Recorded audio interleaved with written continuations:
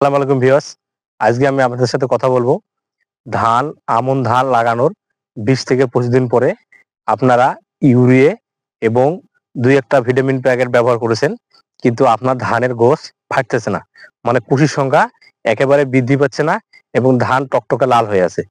এজন্য আপনাদের করণীয় কি, কি? কি করলে ধানের কুশির সংখ্যাটা অনেক বৃদ্ধি পাবে? এই নিয়ে বিস্তারিত আপনার সাথে আমি কথা বলবো।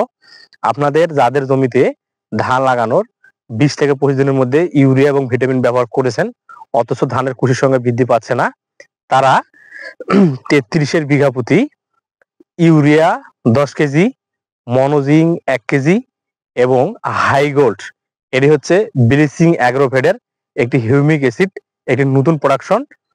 আর দ্বিতীয়ত হচ্ছে, যদি আপনি সালফার ব্যবহার করে থাকেন তো সালফারের দরকার নেই। আর যদি সালফার ব্যবহার করে না থাকেন তাহলে তার সাথে ১ কেজি সালফার নেবেন। তাহলে ১ কেজি সালফার, ১ কেজি হাইগোল্ড, ১ কেজি মনোজিং এবং তার সাথে কম দামি যে ম্যাগনেসিয়ামগুলো আছে তা হচ্ছে ২ কেজি। এই সমস্ত ভিটামিন এবং ১০ কেজি ইউরিয়ার সাথে মেখে আপনি জমিতে প্রয়োগ করুন।